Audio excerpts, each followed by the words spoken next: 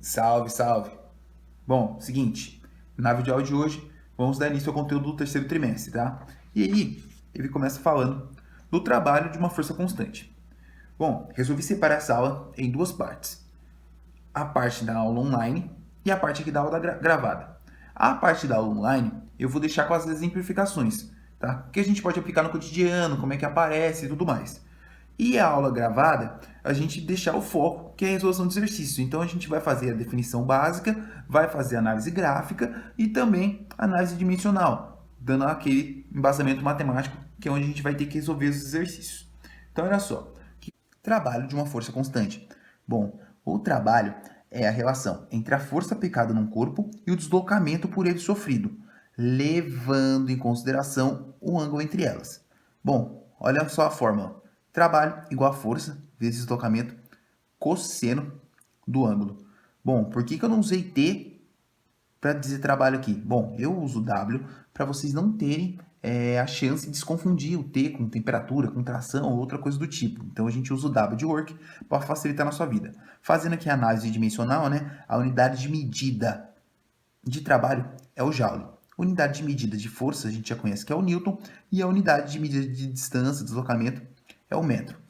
Vamos agora dar uma ênfase ao cosseno do ângulo entre a força e o deslocamento. Valores que são interessantes a gente dar uma guardada. Quando o ângulo entre eles for zero, tá? O cosseno de zero dá 1. E quando o ângulo entre eles for 90 graus, o cosseno de 90 dá zero, tá? Então, quando a força for perpendicular ao deslocamento, o trabalho é nulo, certo? Não guarda essa informação aí. Agora vamos fazer a análise gráfica. Bom, graficamente falando, se eu tiver um gráfico de F por X ou F por D, de deslocamento, tanto faz, a área desse gráfico é o meu trabalho. Então, isso aqui é muito interessante na hora da gente fazer exercícios com gráficos. Agora, a gente vai analisar o trabalho em algumas outras forças que a gente já tinha conhecimento na aula passada. Como, por exemplo, a força-peso. Então, olha só, agora a gente vai calcular o trabalho quando a força de atuação num corpo seria a força-peso. Então, olha só, fazendo a conversão aqui agora na força, a força resultante aqui, por exemplo, no corpo em queda, seria a própria força-peso. Então, olha só, trabalho igual a força vezes deslocamento vezes cosseno do ângulo, tá? Aí, olha só, agora a força é peso, tá? A distância entre um corpo, por exemplo, em queda, seria, como ele está na vertical, seria a nossa altura. E como a força está no mesmo sentido do deslocamento da queda, o ângulo entre elas é zero. Então, o cosseno de zero é 1. Lembrando que peso igual a mg, então vai ficar mgh. Então, o trabalho da força-peso, mgh. Maravilha? Bem tranquilinho, né? Agora vamos falar de outra força que a gente também já viu nas aulas anteriores, que é a força elástica. Lembrando que o foco da aula de hoje não é voltar no conceito da força elástica em si, num sistema massa-mola, da lei de Hooke. Não. Aí, o ideal da aula de hoje é a gente calcular o trabalho. Bom, para vocês, neste caso da força elástica, é mais fácil a gente calcular o trabalho pelo gráfico, tá? Então, olha só. Num gráfico F por X, esse é o gráfico do sistema massa-mola. Logo, esta figura aqui é um triângulo, então a gente vai aplicar a área desta figura. Qual é a área do triângulo? Base vezes a altura dividido por 2. Quanto vale a base? X. Quanto vale a altura? No caso, a força, que é kx. Aí vai ficar x vezes x, x quadrado, kx quadrado sobre 2. Esse é o trabalho da força elástica. Bom, agora, já que a gente falou bastante do trabalho, e a palavra trabalho nos faz pensar, bom, trabalho cansa, né? Trabalho eu gasto energia. Então, a gente vai entrar no conceito de energia.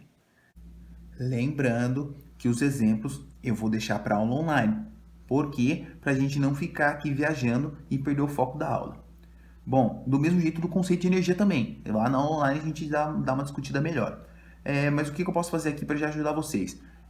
Pensa assim, bom, para eu executar um trabalho, eu preciso ter energia. Então a energia está diretamente ligada ao trabalho.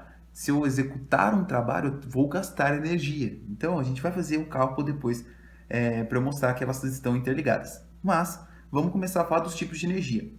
Eu tenho energia cinética. Tá? O que é energia cinética? É energia em razão do movimento. E a gente fala, bom, movimento já está associado diretamente à velocidade. Então, olha só, a energia cinética num corpo é igual a massa desse corpo vezes a velocidade ao quadrado dividido por 2. Bom, a definição matemática disso aqui, física no caso, fica clara no ensino superior. No ensino médio é muito mais interessante a gente só decorar ela aqui. E olha só outra prova de que a energia e o trabalho estão interligados. A unidade de medida de energia também é o joule. Toda e qualquer energia, a unidade de medida é o joule, certo? Tá, beleza. Mas como é que você me prova que o trabalho e a energia estão ligados? Vou mostrar para vocês um pouquinho. Olha só, é chamado de teorema da energia cinética. Bom, vamos provar que o trabalho e a energia cinética estão interligados. Bom, qual é a forma de trabalho? Bom, trabalho igual a força vezes deslocamento vezes cosseno do ângulo. Maravilha? Bom, já que a gente está generalizando, força igual a massa vezes aceleração. Deslocamento, na equação de movimento, ΔS. Vamos deixar em ΔS para ficar mais fácil de vocês analisarem a fórmula. E o ângulo entre eles, zero. Aí, tá vendo essa fórmula aqui? Agora, se é um movimento acelerado, qual a forma de movimento acelerado que não tem tempo? Torricelli. V ao quadrado igual a V0 ao quadrado mais 2A ΔS. Se eu colocar o meu V0 para o outro lado, vai ficar menos V0, certo?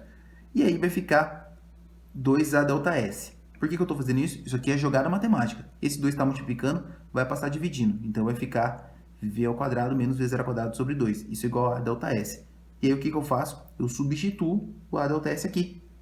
Tá vendo? Por isso que eu fiz essa situação. Eu deixei montado, eu forcei essa situação para mostrar para vocês como que acontece.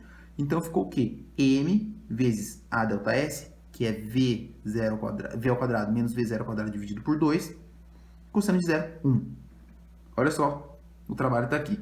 Se eu fizer o chuveirinho com m, vai ficar mv ao quadrado sobre 2 menos m v0 ao quadrado sobre 2. O que é mv ao quadrado sobre 2?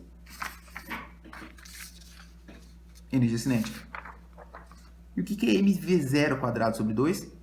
Seria a energia cinética inicial. Então, ó, seria energia cinética final menos energia cinética inicial. Trabalho igual a variação da energia cinética. Então, olha só, eles estão interligados. Certo? Isso aqui num sistema conservativo. Depois, na aula que vem, no próximo capítulo, a gente vai falar do que é um sistema conservativo. Então, guarda essa informação aí. E para a gente finalizar, vamos falar agora da energia potencial. O que é energia potencial? Bom, energia potencial é energia associada à posição do corpo ou a quantidade de energia armazenada que pode se transformar em movimento. Calma que a gente já vai falar um pouquinho disso também. Que tipo de energia que a gente pode definir aqui como potencial? A gravitacional. O que seria a energia potencial gravitacional? Bom, eu posso ensinar do modo mais leigo, mais básico, ou do modo um pouco mais avançado. Bom, eu posso falar que a energia potencial gravitacional é a energia da altura. Tá? Toda vez que eu suspender um corpo, se eu tiver um corpo suspenso a uma certa altura, a energia potencial aparece. No caso, a energia potencial gravitacional, porque a gente está na Terra e todo corpo suspenso está sujeito a quem? A aceleração da gravidade. Então, seria mais ou menos isso. Ou eu posso muito bem definir que a energia potencial gravitacional é a energia que eu gasto para suspender um corpo, certo? Que energia que eu gastaria para suspender um corpo a uma certa altura? Exatamente a força-peso. E qual que é o trabalho da força-peso? mgh. Então, quer dizer que o trabalho que eu tenho sobre a força-peso é chamado de energia potencial gravitacional. E aí, nesse quesito aqui, nessa segunda definição, que é a quantidade de energia armazenada que pode se transformar em movimento, olha só, a energia potencial sempre vai ser uma energia armazenada e ela vai ser convertida em movimento. Como assim? Bom, a borracha está aqui. Eu vou suspender ela. Eu gastei uma energia para suspender. Sim? Qual foi o valor dessa energia? mgh. E como é que ela é transformada em movimento? Assim. Tá? Então, na queda, ela vai se transformar. Toda a energia que eu acumulei nessa altura, ela é transformada em movimento na queda. Isso aí na aula online a gente vai discutir mais. Aí eu vou mostrar a física para vocês melhor. Guarda só a fórmula da energia potencial gravitacional que é mais interessante. E o trabalho, tá? O trabalho a gente pode também pegar aqui, no caso que é a energia nesse ponto, que é o ponto inicial, né? Depois que eu carreguei, até o ponto que eu me desloquei. Que eu caí, né? Que a energia está sendo transformada em movimento aqui. Mas isso aqui também a gente vai definir mais um pouco para frente. Quero que vocês guardem essas informações, principalmente essa, tá? Quero que você guarde energia potencial e energia cinética. E uma que a gente usa um pouco menos também é a energia potencial elástica, que é o trabalho que a mola tem para voltar ao seu estado inicial. Qual é o trabalho da força elástica? Kx² sobre 2, certo? Por quê? A mola está lá paradinha. E aí o que eu faço quando eu aplico a força nela? Eu posso comprimi-la. Qual é a tendência dessa mola? A tendência é ela voltar à posição inicial, certo? Então, olha só, eu carreguei, eu armazenei energia na mola e quando eu solto, ela se volta em movimento ao seu estado inicial. Quantidade de energia armazenada que pode se transformar em movimento. E qual é o trabalho que eu tenho em comprimir uma mola? Exatamente o trabalho da força elástica. Maravilha? Então, na aula online, eu vou dar os exemplos físicos e a gente vai começar a fazer alguns exemplos matemáticos. Mas no caso aqui, o que é interessante para a gente? Fórmula. Então, fórmula de energia cinética e energia potencial gravitacional. Maravilha? Então é isso.